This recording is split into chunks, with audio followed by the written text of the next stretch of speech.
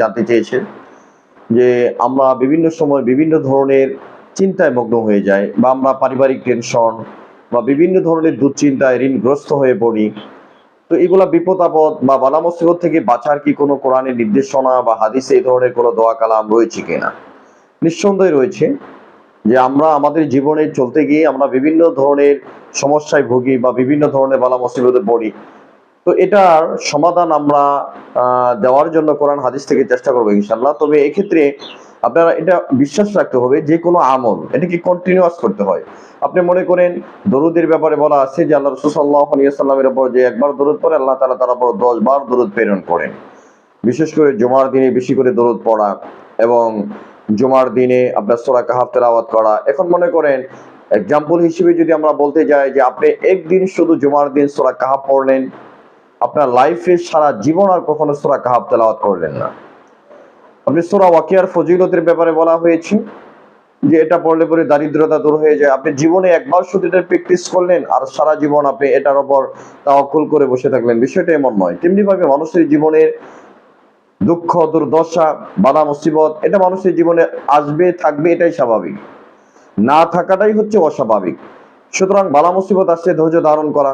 কারণ কোরআনের ভাষ্য অনুযায়ী আল্লাহ রাব্বুল আলামিন কোরআনের মধ্যে বলেছেন, ফাযকুরুনি আযকুরুকুম ওয়াশকুরুনি ওয়ালা তাকফুরুন।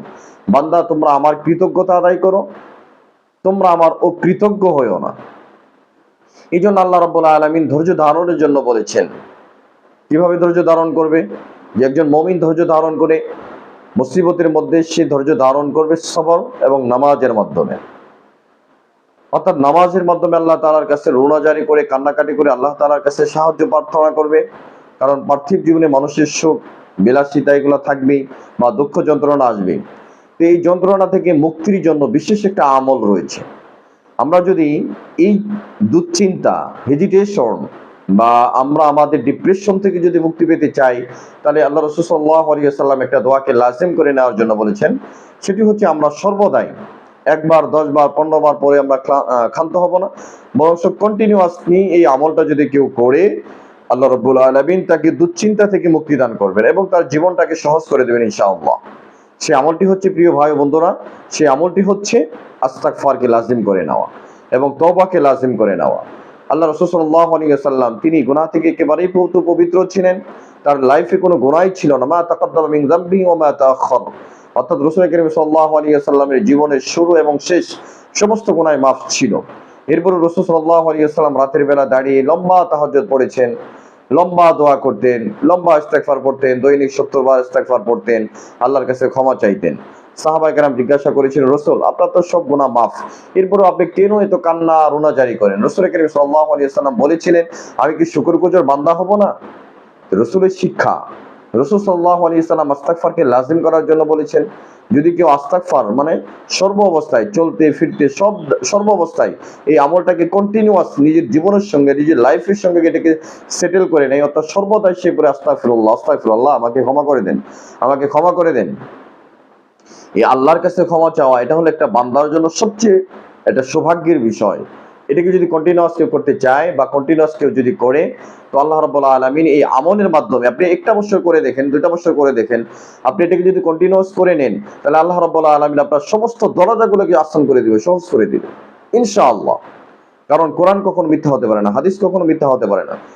আল্লাহ রাসূল সাল্লাল্লাহু আলাইহি ওয়াসাল্লাম মুসনাদ আহমদের হাদিসের মধ্যে বলেছেন, মান লাজিমাল ইস্তিগফার জাআলাল্লাহু লাহু লিকুল্লি যিকিন মাখরাজা। কেউ যদি ইস্তেগফারকে লাজিম করে নেয়, অর্থাৎ নিজের জন্য এই দোয়াটাকে আবশ্যক করে নেয়, আল্লাহ তাআলা তাকে সব ধরনের বিপদ আপদ থেকে হেফাজত করেন। ওবিকুল্লি হাম্মিন ফরজা, তাকে দুশ্চিন্তা থেকে আল্লাহ তাআলা হেফাজত করেন।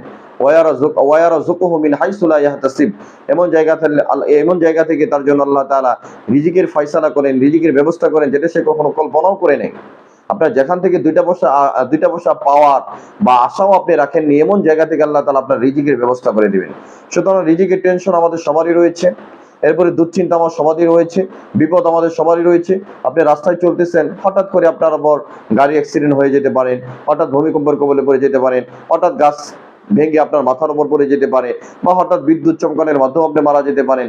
তো বিপদ নেই এমন কোনো মানুষ নেই, বিপদ নেই আমরা সবসময় থাকি। এই জন্য এই বিপদ থেকে বাঁচার জন্য লাজিমাল ইস্তেগফার। আপনি বাইক চালাচ্ছেন বা ড্রাইভ করতেছেন, আপনি হোন্ডা ড্রাইভ করতেছেন, আপনি মাইক্রো ড্রাইভ করতেছেন, বা আপনি যে কোনো গাড়ি চালাচ্ছেন, আপনি যে কোনো অফিসিয়ালি কাজ করতেছেন, কাজের ফাঁকে ফাঁকে, আপনার অবসরের ফাঁকে ফাঁকে আপনি আস্তাগফিরুল্লাহকে লাজিম করেন। ইনশাআল্লাহ ইনশাআল্লাহ আমরা কনফিডেন্স হয়ে বলতে পারি যে আল্লাহ রাব্বুল আলামিন আপনার দুশ্চিন্তাকে দূর করে দিবেন। এই আমলটাকে কন্টিনিউয়াস করেন প্রতিনিয়ত।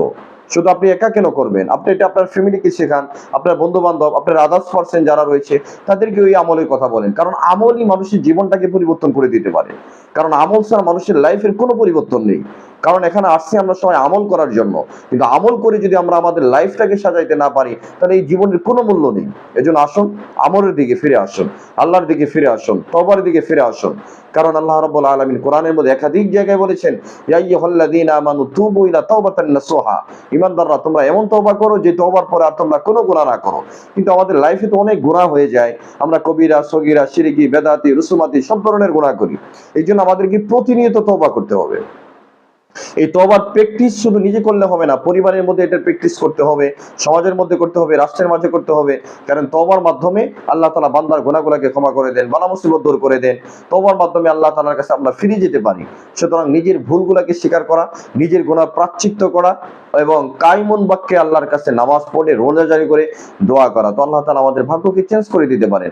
কারণ তিনি যদি দেন, কারোর ক্ষমতা নেই যেটাকে আটকিয়ে রাখবে, আর তিনি যদি না দেন, কারোর ক্ষমতা নয় তার থেকে কিছু নিবে।